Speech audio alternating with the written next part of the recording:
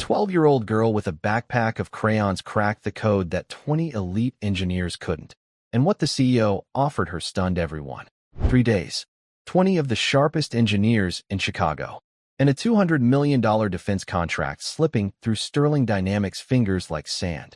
On the 40th floor, error codes cascaded across a wall of glowing screens, painting the boardroom in a sinister red hue.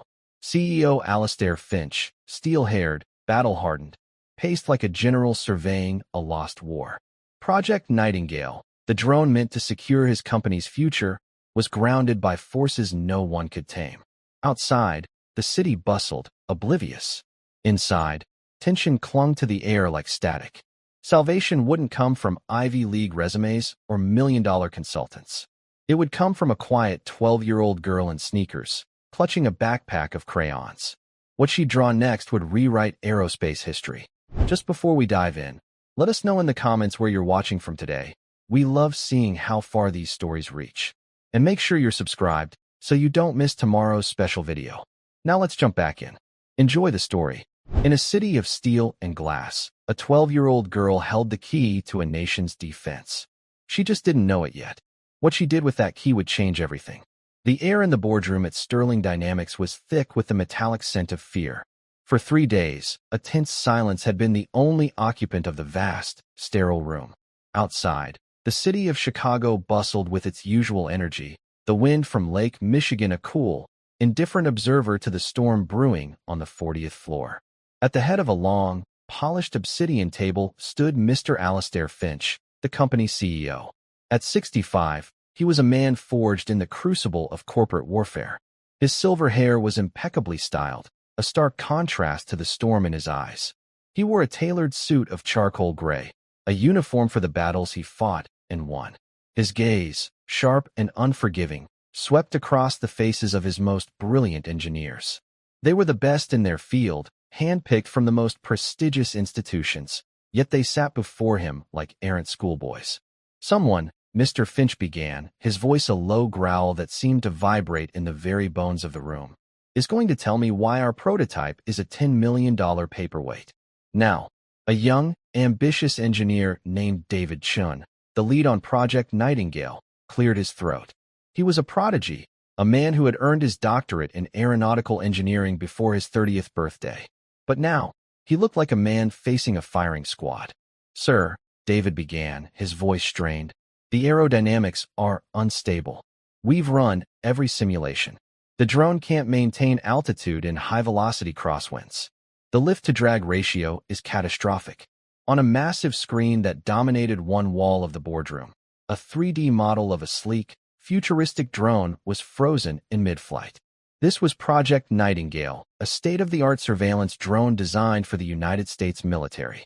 It was supposed to be the company's crowning achievement, the contract that would secure their legacy for a generation.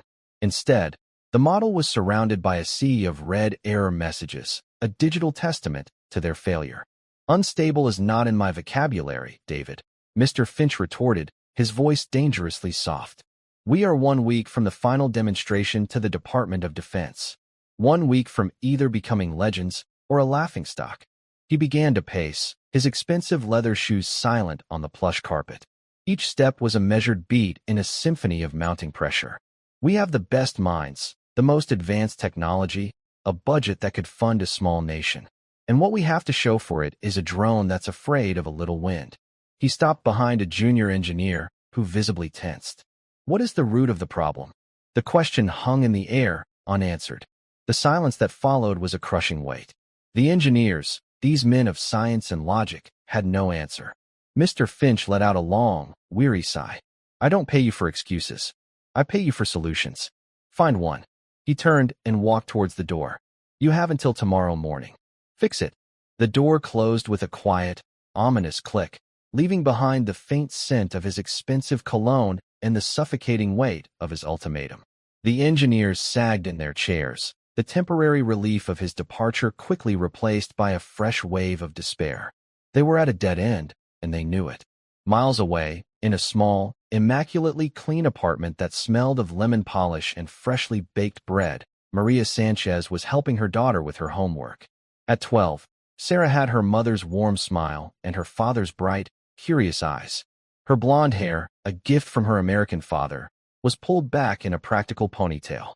She sat at the small kitchen table, a textbook on American history open before her. Maria, a woman of quiet strength and unwavering kindness, had come to America from Mexico 20 years ago. Her life had not been easy, but she had faced every challenge with a grace that was both inspiring and humbling. She was a maid at Sterling Dynamics, a job she took to provide for her daughter after her husband, a decorated war veteran, had passed away. And so, Sarah read aloud. The Wright brothers, with their understanding of aerodynamics, changed the world forever. She looked up at her mother, her eyes shining with a familiar spark of intellectual curiosity. "Mom, do you think they were scared?" Maria smiled, a gentle, reassuring expression that had been the anchor of Sarah's life. "I think they were, mija, but they were brave enough to try anyway. Just like your grandfather." Sarah's grandfather, her mother's father, was a legendary figure in their family. He had been a pilot in the Mexican Air Force, a man who could fly anything with wings and fix anything with an engine. He had taught Maria's late husband, Sarah's father, everything he knew about mechanics and engineering. His stories, passed down through the generations, were the foundation of Sarah's own fascination with flight. "Grandpa would have loved to see the drones they build at your work," Sarah said, a wistful note in her voice. Maria's smile faded slightly. She looked at the clock on the wall. It was almost time for her shift. Usually, her neighbor, a kind elderly woman named Mrs. Rodriguez, would watch Sarah. But a call an hour earlier had changed their plans. Mrs. Rodriguez had fallen and broken her hip. "Listen, mija," Maria said, her voice soft but firm. "Mrs. Rodriguez is in the hospital. I couldn't find anyone to watch you on such short notice." Sarah's brow furrowed with concern. "What are we going to do?"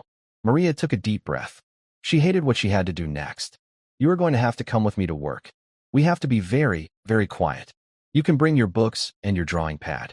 There's a small supply closet on the 38th floor that no one ever uses. You can stay there, but we have to be invisible. It's against the rules, and I could lose my job." Sarah nodded, her expression serious. "I can be invisible, Mom. I promise." Maria managed a weak smile. She felt a familiar pang of guilt. She wanted to give her daughter the world, but most days, she could barely give her a babysitter. She packed Sarah's backpack with her books, her drawing pad, and a set of colored pencils. Drawing was Sarah's passion, her way of making sense of the world. As they rode the bus to the city, Maria went over the plan again and again. They would use the service elevator. She would get Sarah settled in the supply closet before she started her rounds. A knot of anxiety tightened in her stomach. If she was caught, she would be fired. No questions asked. But the thought of leaving Sarah home alone was a far greater fear. The lobby of Sterling Dynamics was a monument to corporate power. Even at night, it was an intimidating sight. Maria swiped her keycard at a side entrance, the lock beeping softly.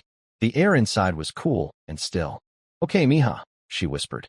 "Stealth mode." Sarah gave her a determined nod, her small hand clutching her mother's. They took the service elevator, a stark metal box that smelled of cleaning supplies. On the 38th floor, the supply closet was just as Maria remembered it. Small, windowless, and filled with shelves of cleaning products. "Here we are," she said, setting Sarah's backpack on a small stool. "You have your books, your drawings. I'll check on you every hour. Don't leave this room for any reason, okay?" "I won't, Mom. I promise." Maria looked at her daughter, so small and out of place in this massive, empty building, and her heart ached. She kissed the top of her head. "Be good, Mia." She closed the door quietly and began her shift. The 40th floor, the executive level, was her last stop of the night. It was always the quietest, a ghost town of empty desks and darkened offices. As she pushed her cleaning cart down the hallway, she could hear the low, tense murmurs coming from the boardroom. The lights were still on. She sighed. It meant a long night for the engineers, and a messy room for her to clean later. She started at the far end of the hall, emptying trash cans and wiping down surfaces, her movements practiced and efficient. An hour passed, then another. The murmurs from the boardroom grew more agitated, punctuated by moments of frustrated silence. Around midnight, the door to the boardroom finally opened. The engineers filed out, their faces pale with exhaustion and defeat. They looked like a defeated army. David Chun was the last to leave, his shoulders slumped in defeat. He didn't even glance at Maria. To him, she was invisible. Maria waited a few minutes before pushing her cart toward the room. She needed to clear the trash, wipe down the table, and reset the room for the morning. As she entered, the first thing she noticed was the giant screen. The image of the drone was frozen, a single, glaring line of red error code displayed beneath it. The whiteboard next to it was a chaotic mess of equations and diagrams, lines crossed out, and question marks scribbled in the margins. She saw the discarded coffee cups, crumpled papers, and empty energy drink cans. She began to methodically clean the room, her mind a million miles away. Meanwhile, on the 38th floor, Sarah was getting restless. She had finished her homework, read a chapter of her book, and drawn a picture of a majestic eagle soaring through the clouds. She was thirsty. Her mother had told her not to leave the room, but the water fountain was just down the hall. She would be quick. No one would ever know. She quietly opened the door and peeked out. The hallway was empty and silent. The water fountain was at the far end, near the main elevators. She tiptoed down the hall, her sneakers silent on the polished floor. After getting a drink, her curiosity got the better of her. She knew her mother's last stop was the top floor. She wondered what it looked like. She pressed the elevator button. The ride up was silent and smooth. When the doors opened on the 40th floor, she stepped out into a world of deep carpets and dark wood. It was quiet, except for the soft hum of electronics. She saw a light on at the end of the hallway and a cleaning cart parked outside. Mom. She walked toward the light, wanting to surprise her. She peered into the boardroom. Her mother was there, her back to her, wiping down the long table. But it wasn't her mother that caught her eye. It was the screen.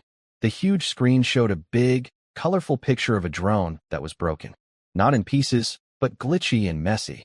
Lines of red text blinked angrily next to it. On the whiteboard beside it, there was a confusing drawing of boxes and lines and circles.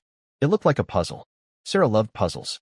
Her grandfather had taught her how to solve them, how to look at a problem from every angle, how to find the simple solution that was often hidden in plain sight.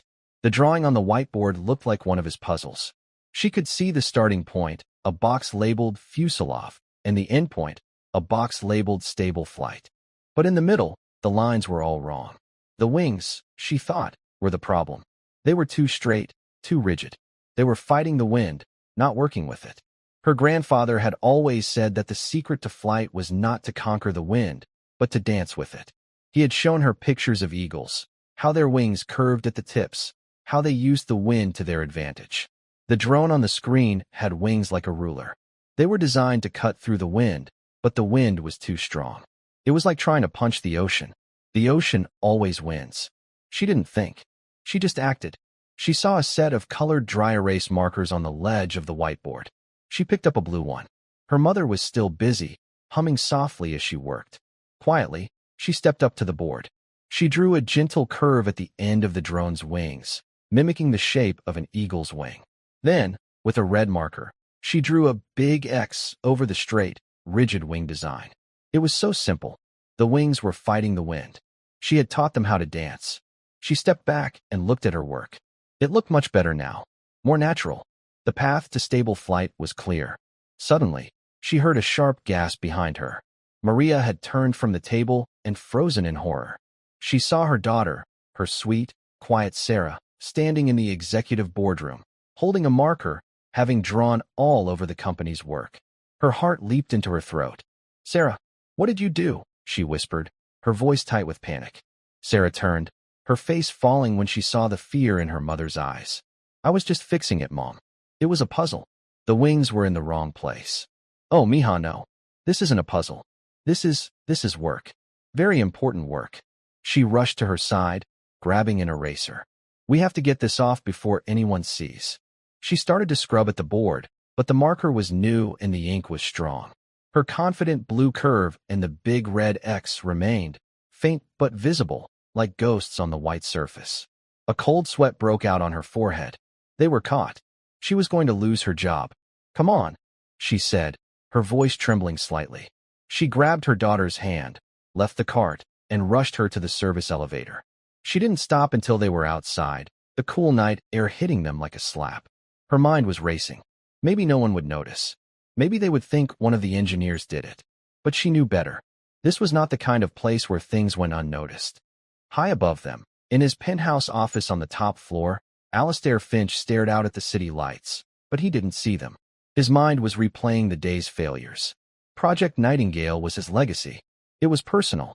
He had lost his own son, a soldier, in a mission that could have been saved by a reliable surveillance drone. This project was a promise to him, a promise to all the soldiers who put their lives on the line. Defeated, he decided to take one last look. Maybe a fresh perspective would help. He rode the elevator down to the 40th floor and walked back into the silent boardroom. He looked at the chaotic whiteboard, a perfect portrait of his team's failure. And then he saw it. Amongst the frantic scrawls of his high-paid engineers, there were two new marks. A childishly drawn, but perfectly clear, blue curve, and a big, simple red X. They were not part of the original mess. They were a suggestion, a correction. His first reaction was a flash of anger. Who would dare? Who would have the audacity to graffiti the board in the middle of a crisis? But then, he looked closer. He saw the gentle curve at the end of the wing. His mind, trained to see patterns in chaos, began to work. The curve, he realized, would create a vortex of air at the wingtip, reducing drag and increasing lift. It was a principle of aerodynamics that was often overlooked in the pursuit of sleek, futuristic designs. The red X crossed out the very design flaw that was causing the instability, the one that was creating the catastrophic lift-to-drag ratio. It was impossibly simple. So simple, his team of geniuses had overlooked it entirely. They had been trying to build a brute, a machine that would conquer the wind. But the solution was to build a dancer, a machine that would partner with it. His breath caught. Could it be? He walked over to the main terminal, his heart starting to beat faster. With deft fingers, he brought up the core design file. He created a new simulation branch. He translated the simple, hand-drawn correction into code. He added the curve to the wingtips. He adjusted the angle of attack. Then he clicked run. For a tense 5 seconds, the system processed the change. And then it happened. The error messages vanished. The stability warning light on the diagnostic panel turned from a flashing red to a solid, beautiful green. On the main screen, the 3D model of the drone began to fly. It was flawless, smooth, perfect. Alistair Finch stared at the screen, his mind refusing to process what he was seeing. 3 days. A team of 20 elite engineers. Millions of dollars in research and development. All of it solved by a ghost who drew on his whiteboard with a blue marker. A cold, determined look settled on his face. He wasn't just going to fix the project. He was going to find the person who had just saved it. He walked out of the room and headed directly for the security office. Pull the camera footage for the boardroom for the last hour. He commanded the night guard. I want to see everyone who went in or out of that room. The guard, startled by his presence, quickly complied. The footage appeared on the monitor. He fast-forwarded through the engineers leaving. Then he stopped. The maid, Maria Sanchez, entered with her cart. They watched her clean. And then, a small figure appeared in the doorway. A little girl with blonde hair. Alistair leaned closer to the screen, his eyes narrowed. He watched as the child walked to the whiteboard, picked up a marker, and made the correction. He watched as the maid discovered her, panicked, and rushed her out of the room. The security guard looked at Alistair, confused. It's just Sanchez's kid. She knows she's not supposed to bring her here. I can write her up, Mr. Finch. Alistair held up a hand, silencing him. He wasn't looking at the security guard. He was looking at the screen, at the image of the little girl pointing out the flaw that had stumped an entire department. Get me Maria Sanchez's employee file, he said, his voice quiet and intense. And find out where she lives. I'm paying her a visit. Tonight.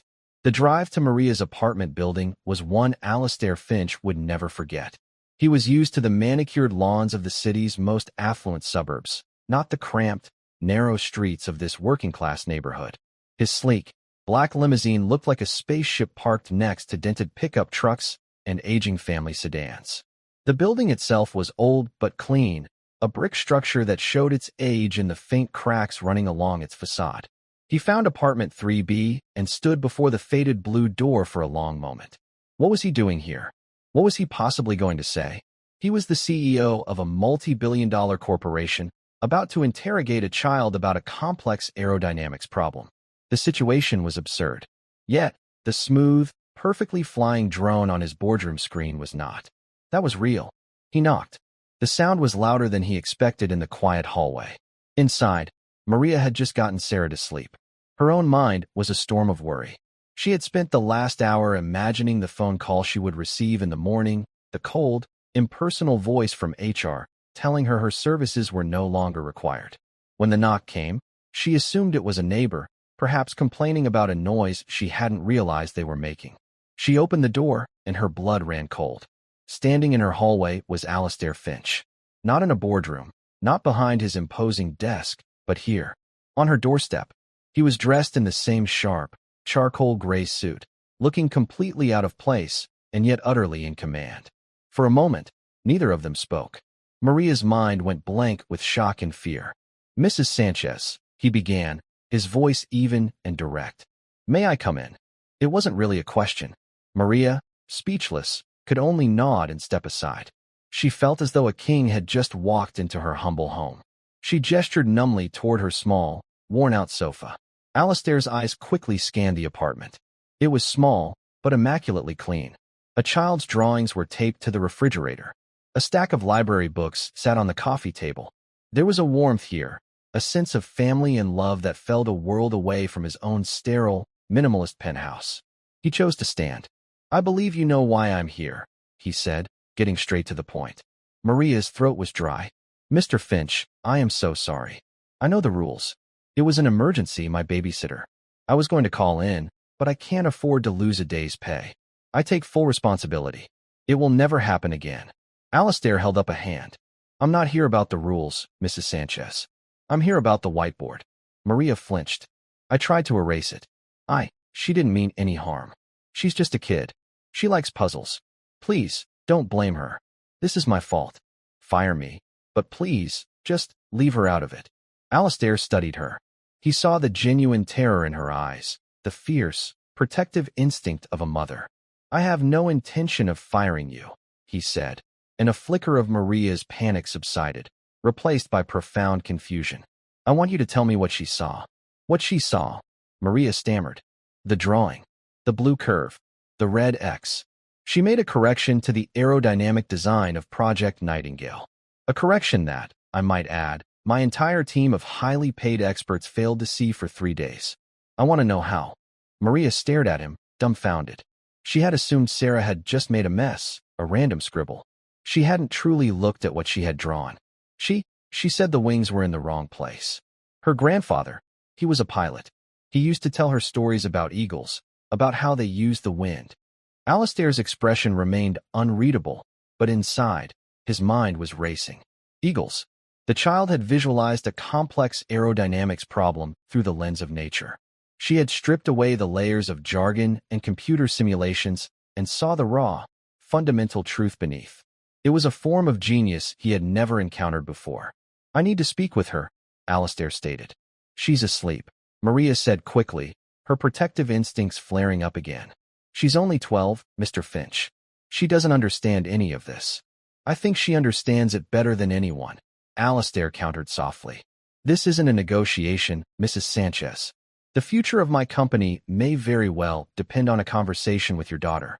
Wake her up." His tone was firm, leaving no room for argument. Reluctantly, Maria went to Sarah's small bedroom. She gently shook her awake, her heart heavy. Sarah blinked sleepily, confused to see her mother looking so worried. "Mija, there's someone here to see you," she said quietly. "The man from my work. He wants to ask you about the drawing you made." Sarah was suddenly wide awake. "Am I in trouble?" "No, honey, you're not in trouble." She wasn't so sure about herself. She led her into the living room. Sarah stood in her unicorn pajamas, nervously clutching a stuffed rabbit, her blonde hair a messy halo around her head. She looked tiny and vulnerable standing before the imposing figure of Alistair Finch. Alistair knelt down, a surprising gesture that brought him to Sarah's eye level. His face softened almost imperceptibly. "Hello, Sarah," he said, his voice much gentler than before. "My name is Alistair. I'm not here to get you in trouble. I'm here to thank you." Sarah looked from Alistair to her mother, confused. "The drawing you made on my whiteboard tonight," Alistair continued. "Can you tell me what you saw?" Sarah's nervousness began to fade. replaced by the earnest desire to explain her logic. It was the wings, she said, her voice small but clear. They were too straight. They were fighting the wind. Eagles, their wings are curved. They dance with the wind. Alistair listened, fascinated. Sarah wasn't using technical terms, but her description was perfectly accurate. She was describing the principles of wingtip vortices and induced drag. So, Alistair prompted, what did you do? I made the wings dance, Sarah said simply. I gave them a little curve. Now they can fly with the wind, not against it. She looked up at Alistair, her blue eyes wide and serious. It's more efficient that way. Efficient. A 12-year-old in unicorn pajamas had just used the word efficient to describe a solution to a $100 million problem. Alistair Finch felt a slow smile spread across his face. It was a rare sight, one that most of his employees had never witnessed. Yes, Sarah, he said. It is. He stood up and looked at Maria, who had been watching the entire exchange with a mixture of pride and utter disbelief. Mrs. Sanchez, he said, his tone all business once more. Tomorrow morning, 10 o'clock. I'm calling a full project meeting. I want you both there. Maria's jaw dropped. Us? In a project meeting? Mr. Finch, I'm a maid. She's a child. What could we possibly do? Your daughter just did what 20 engineers could not. She gave us the solution. Now I need her to explain it to them. And you will be there with her. He pulled a business card from his suit pocket. My personal number. A car will be sent to pick you up at 9. Don't be late. And with that, he turned and walked out, leaving the door open behind him. Maria and Sarah stood in the stunned silence, the cool night air drifting into their small apartment. Maria looked from the business card in her hand to her daughter, who was now sleepily rubbing her eyes, unaware that she had just turned their entire world upside down. The next morning, the atmosphere in the boardroom at Sterling Dynamics was thick with tension and confusion. Alistair had called the emergency meeting with a cryptic message. A solution has been found. Attendance is mandatory. The engineers were gathered, whispering amongst themselves. David Chun was holding court, looking smug. He's bluffing, he said to a colleague. Trying to light a fire under us. There's no way anyone solved it overnight. We would have detected it. The door opened. They all straightened up, expecting to see Alistair. Instead, Maria Sanchez, their maid, walked in. She was wearing her best dress, a simple but elegant floral print. Holding her hand was her daughter, Sarah, in a neat blue dress, her blonde hair neatly braided. She clutched her stuffed rabbit. A wave of bewildered silence washed over the room. The engineers exchanged confused, and in some cases, scornful, glances. What was the maid doing here with her kid? David Chin actually let out a short, disbelieving laugh. Is this some kind of joke? Before Maria could respond, Alistair Finch entered behind them.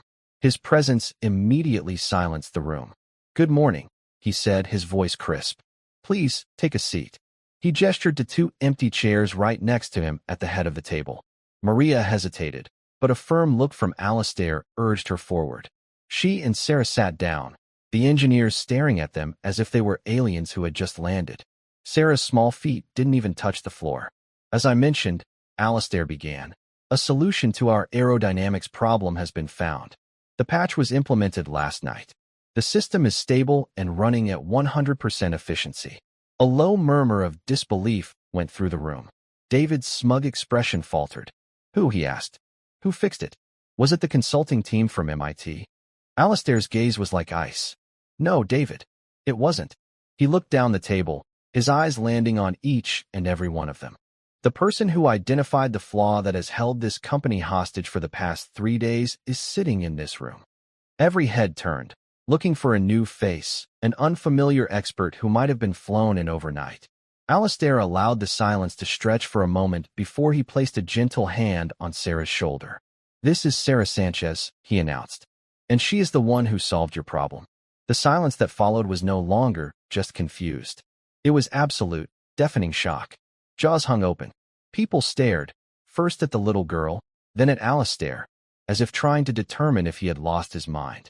David Chun was the first to recover. He looked at Alistair, his face a mask of incredulity and professional outrage. With all due respect, Mr. Finch, you cannot be serious, he said, his voice dripping with condescension. You're telling us that this child fixed a multi-layered, quantum state aerodynamic problem? That is impossible. It must have been a fluke. A coincidental system reset. It was not a fluke, Alistair said calmly. He tapped a button on the console in front of him. The main screen lit up, showing the whiteboard from the previous night. A photo of Sarah's drawing, the simple blue curve and the red X, was displayed for all to see. This, Alistair said, his voice ringing with authority, is the solution. Elegant, simple, and correct. Something all of you, with your advanced degrees and years of experience, completely missed. You were all looking at the problem from the inside out. Sarah saw it from the outside in. She saw the pattern, not the code. He turned to Sarah. Sarah, would you be willing to explain to these gentlemen what you told me last night? About the eagle's wings. All eyes fell on the little girl. Sarah shrank back in her seat, intimidated by the intense stares of so many adults. She looked at her mother, who gave her a small, encouraging nod. She was terrified, but she would not let her daughter face this alone. Sarah took a shaky breath and spoke, her voice just above a whisper, but clear in the silent room. The drone, it was fighting the wind, she began. It was like trying to swim against a strong current. You get tired and you don't go anywhere. I just taught it how to use the current.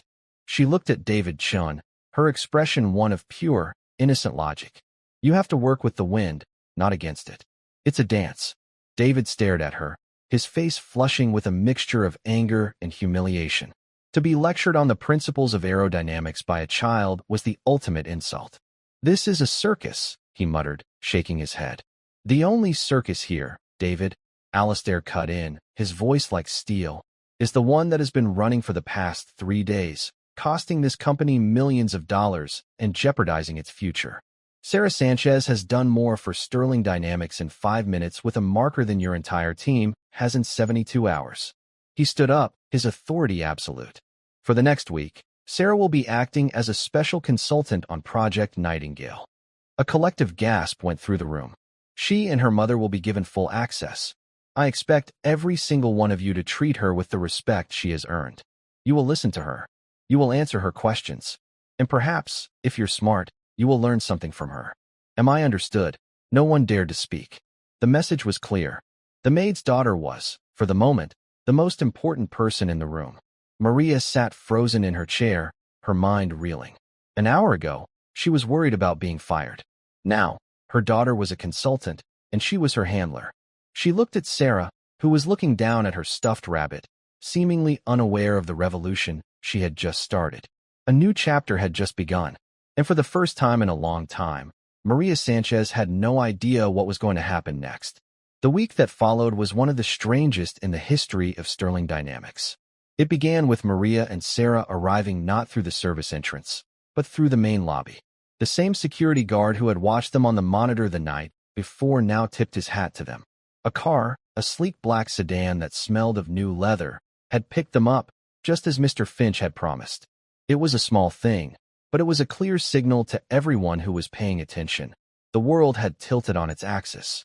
Their new base of operations was a small and used office adjacent to the main boardroom. It had a large window with a breathtaking view of the city and Lake Michigan.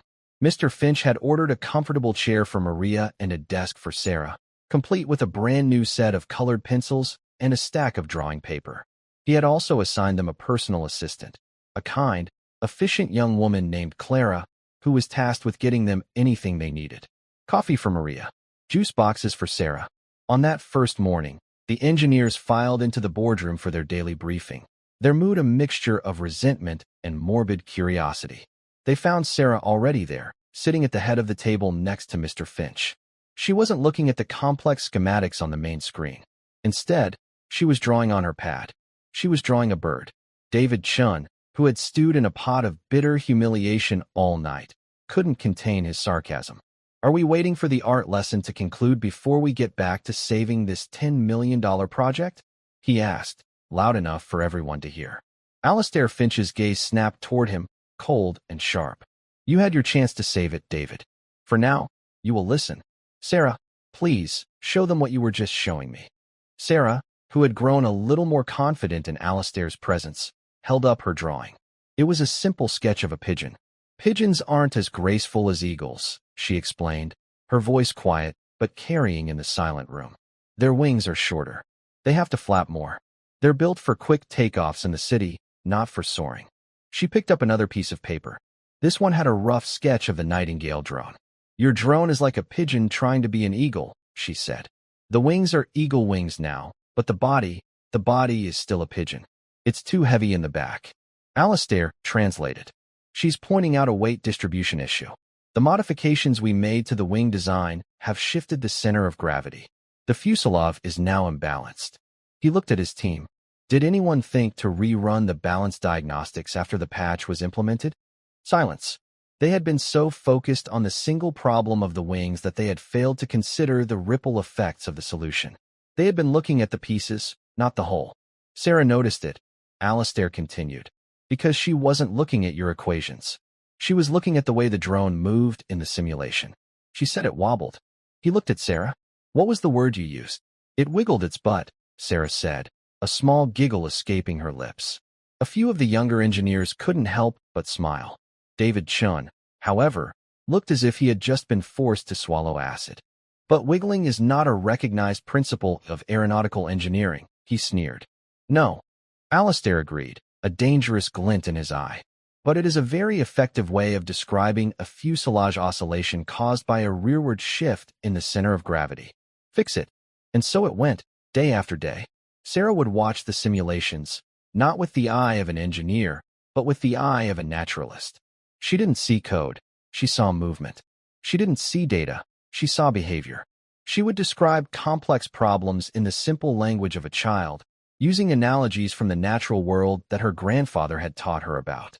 When the drone's landing gear was deploying too slowly, she said it was like a sleepy turtle sticking its head out of its shell. This led the engineers to discover a hydraulic pressure issue that their diagnostics had missed.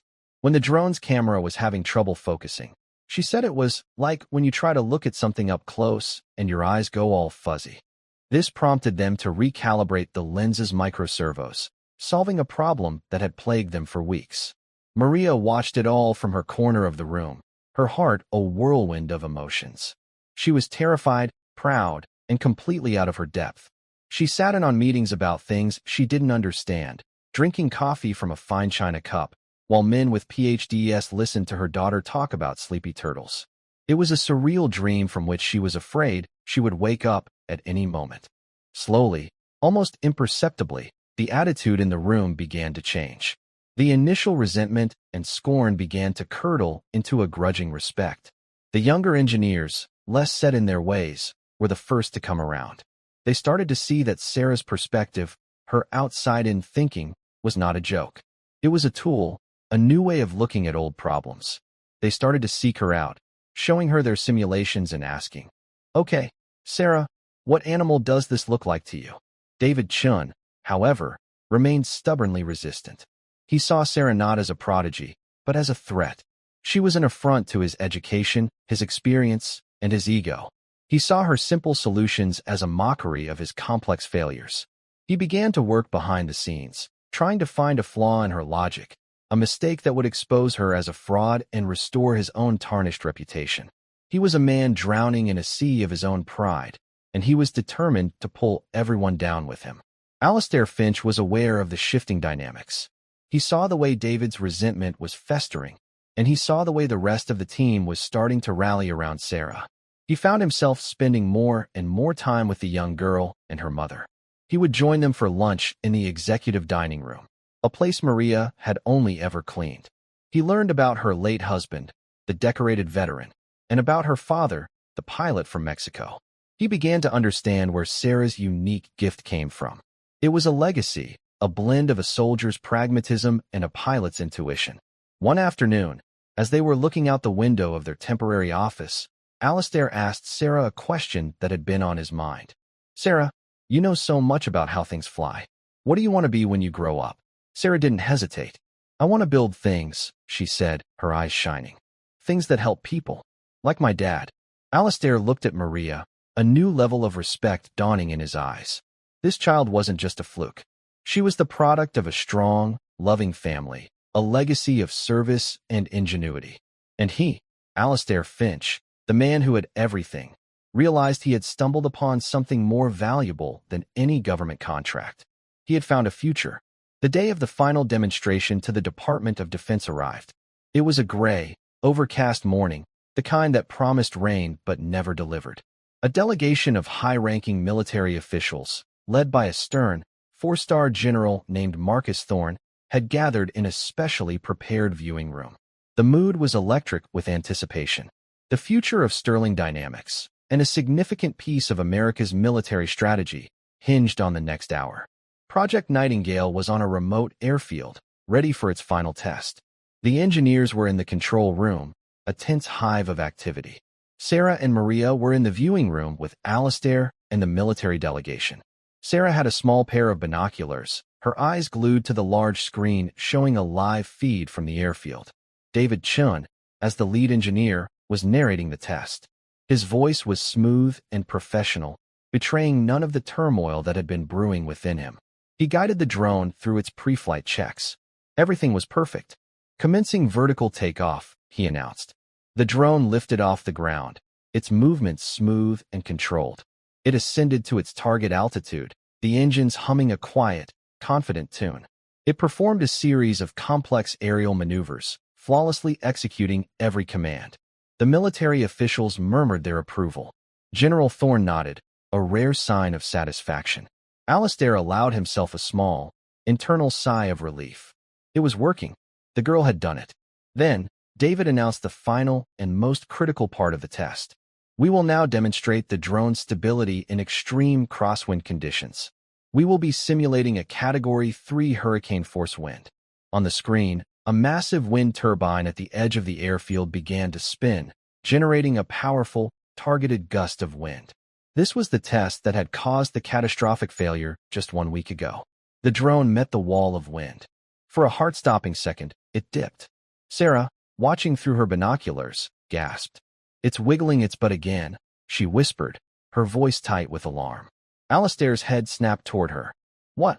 On the screen, the drone was indeed oscillating, the tail section swaying back and forth in a way it had not done in any of the recent simulations. A red warning light began to flash on the control panel. "What's happening, David?" Alistair's voice boomed through the intercom connecting the viewing room to the control room. "It's a minor turbulence reaction, sir." David's voice came back, a little too quickly. "The system is compensating." But the oscillation was getting worse. The drone was fighting to maintain its altitude, its movements becoming erratic. The military officials were no longer looking impressed. They were looking concerned. General Thorne's face was a thundercloud. "It's the tail," Sarah said, her voice more urgent now. "He did something to the tail." Maria put a protective arm around her daughter, her heart pounding. What was happening? Alistair's mind raced. He looked at the screen, then at Sarah. And then he understood. The pride. The resentment. David Chun had been humiliated, and a man like that does not go down without a fight. "David," Alistair's voice was dangerously calm. "Did you make any unauthorized modifications to the flight control software?" A moment of static-filled silence. Then, "No, sir. I've been following the new parameters exactly." It was a lie. Alistair knew it. Sarah knew it. And in that moment, Alistair Finch had to make a choice. Trust the lead engineer with a PhD from MIT, or trust the 12-year-old girl in the blue dress. It wasn't a choice at all. He pressed a button on his console, overriding David's control. A new icon, a small, hand-drawn eagle, appeared on the main screen. It was a fail-safe program, one that Sarah and a few of the younger, more loyal engineers had developed in secret over the past few days. They called it the Eagle Protocol. It was a simplified, back-to-basics version of the flight control system, based entirely on Sarah's observations about natural flight. It was untested. It was a wild, desperate gamble. Engaging the Eagle Protocol, Alistair announced, his voice ringing with a finality that sent a chill through the room. In the control room, David Chin's face went white. He tried to override the command, but he was locked out. The system was no longer his. On the screen, the drone stopped fighting the wind. For a terrifying moment, it seemed to fall. A collective gasp went through the viewing room. Then, something miraculous happened. The drone tilted its wings, not against the wind, but with it. It caught the current, using the immense force of the wind to lift it higher. It began to soar, dancing with the hurricane force gust, moving with a grace and stability that was breathtaking to behold. It was no longer a machine fighting a storm. It was an eagle riding the wind. The room was silent, the only sound the soft hum of the servers.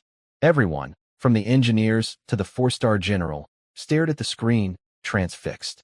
They had just witnessed the impossible. General Thorne turned to Alistair, his stern expression replaced by one of pure, unadulterated awe. "Mr. Finch," he said, his voice a low rumble of astonishment. "What in God's name did I just see?" Alistair looked down at Sarah, who was watching the screen with a look of quiet satisfaction.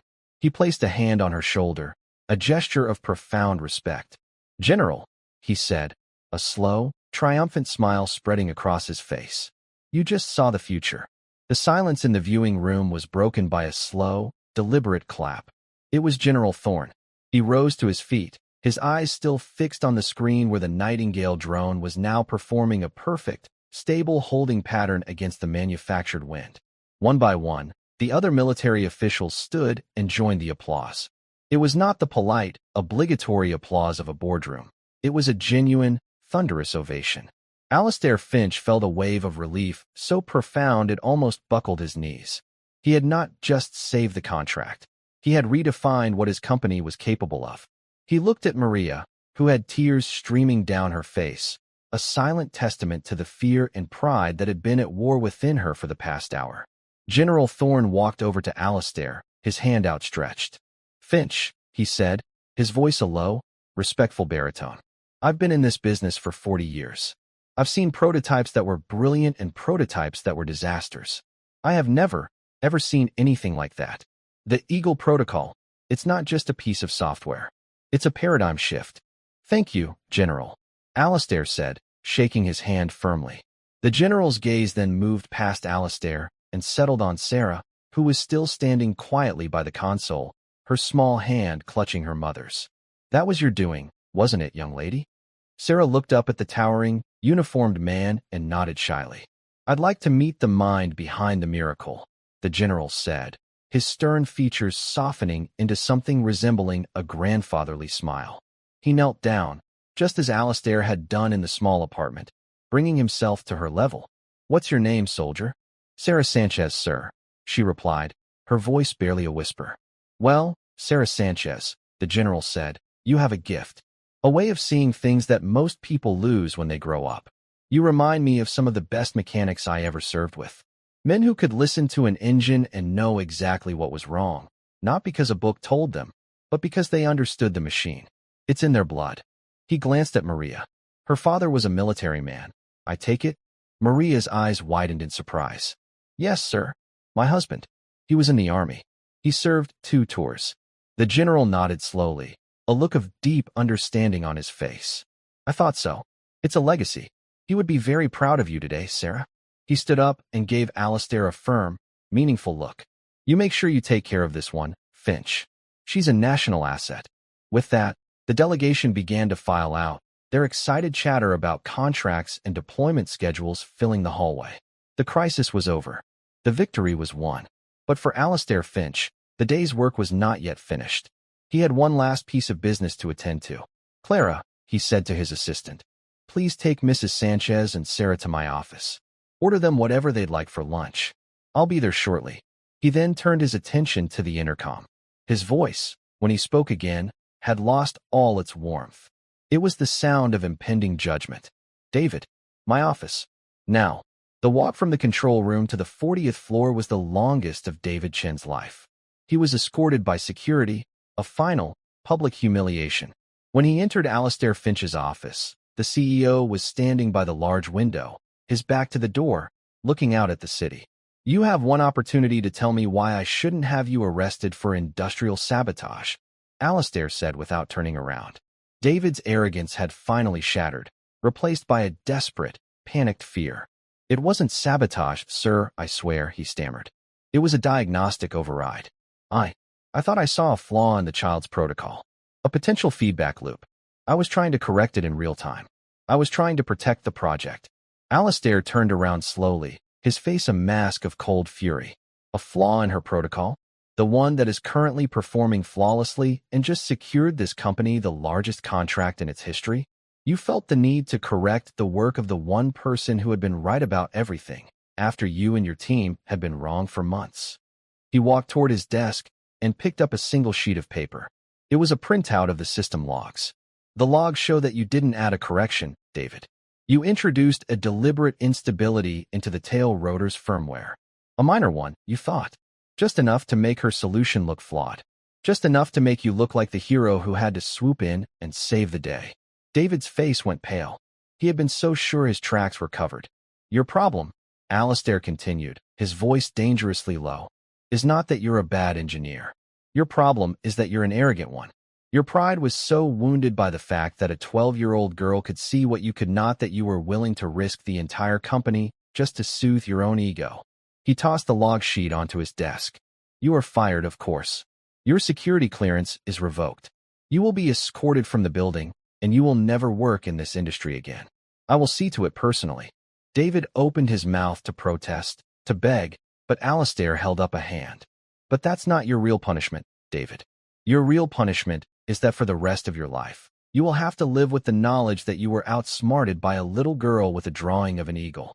You will see her name in the news someday. You will see the things she goes on to create. And you will know that you had the chance to learn from her, and you chose to be a fool instead. Now get out of my sight. Security guards gently but firmly took David by the arms and led him away, a broken man. Alistair watched him go, then took a deep, steadying breath. The unpleasant part was over. Now came the part he had been looking forward to. He walked into the adjoining private conference room. Sarah was happily eating a cheeseburger and fries, while Maria was nervously picking at a salad. They both looked up as he entered. First, he said, a genuine smile returning to his face, I want to say thank you. Both of you. Maria, for your courage and integrity. And Sarah, for your genius. Maria blushed. Mr. Finch, we were just. You were everything. He interrupted gently. He sat down opposite them. After my conversation with General Thorne, I've been doing some thinking. About the future. Not just of the drone, but of this company. For years, we've been hiring the same kind of people. The best graduates from the best schools. We've filled this building with brilliant minds, but they are all brilliant in the same way. Today, Sarah reminded me that the most revolutionary ideas often come from the most unexpected places. He leaned forward, his expression earnest and intense. This is what I would like to offer you. It is not a reward.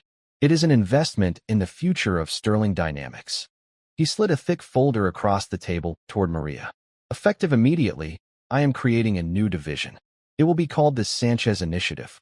Its purpose will be to approach our most difficult engineering problems from a non-traditional perspective. To look for the eagle's wing solution in everything we do.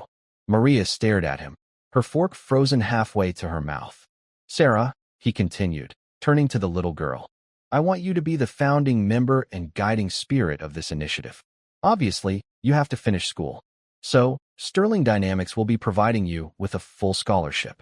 To any school, any college, any university in the world you choose to attend, all the way through your PhD, should you choose to pursue one. During that time, we will pay you a consultant salary to spend your summers here, leading a team that we will build around your unique way of thinking. Sarah's eyes were as wide as saucers. She looked at her mother, who was utterly speechless. And Maria, Alistair said, his voice softening, I know that your daughter is the most important thing in the world to you. Her gift needs to be nurtured, and she needs her mother by her side. A maid's salary is not enough for the mother of my company's most valuable asset. The folder in front of you contains a contract for the position of Administrative Director of the Sanchez Initiative. You will manage its budget, its personnel, and its logistics. You are organized, you are responsible, and you have more integrity than anyone I have ever met. The salary is non-negotiable. With a trembling hand, Maria opened the folder. She looked at the number at the bottom of the contract, and a sharp, audible gasp escaped her lips. It was more money than she had ever dreamed of seeing. It was more than her husband had made in his entire military career. It was enough to buy a house. Enough to never have to worry about a broken-down car or a sudden medical bill ever again. It was a new life. Tears welled up in her eyes again. But this time, they were not tears of fear or relief. They were tears of pure, unadulterated joy. She looked across the table at the powerful CEO, the man who, just 24 hours ago, she had been terrified would fire her. Mr. Finch, I don't know what to say, she stammered, her voice thick with emotion. Say you'll accept, he said simply. Say you'll help me build a better company. Maria looked at her daughter. Sarah was no longer the sleepy child in unicorn pajamas. She was sitting tall, a look of quiet determination on her face. She was ready. Maria took a deep breath, the weight of a lifetime of struggle finally lifting from her shoulders. She looked at Alistair Finch, no longer as a maid to a CEO, but as a partner. We accept, she said. 3 months later, on a bright, sunny afternoon, Maria Sanchez drove her new, reliable car up to the gates of a cemetery. She got out with Sarah, and together they walked to a simple, dignified headstone that read, Sergeant James Sanchez. A soldier, a husband, a father, a hero. The grass was green, and a gentle breeze rustled the leaves of a nearby oak tree. Maria placed a small bouquet of fresh flowers at the base of the stone. Hi, honey, she whispered. We have some news. Sarah stepped forward, holding a small, sleek object in her hands. It was a miniature, perfectly crafted model of the Nightingale drone. She had designed it herself, and the company's model shop had built it for her. She gently placed it next to the flowers. Hi, Dad, she said, her voice clear and strong. I built something. To help people. Like you did. I wish you could see it. I think you'd be proud. They stood there for a long time, mother and daughter, the setting sun casting long shadows across the grass. The world had not changed. It was still a place of struggle and hardship. But for them, everything had changed. Their future was no longer a question of survival, but a horizon of infinite possibility. Alistair Finch had been right. It was a legacy of service, of quiet strength, and of the courage to look at the sky and see not the storm, but the eagle dancing on the wind. And for Sarah Sanchez, this was only the beginning of her flight. Thank you for following this story. If you enjoyed it, please subscribe and share your thoughts below. Where are you watching from? Let us know in the comments. Stay tuned for more immersive stories.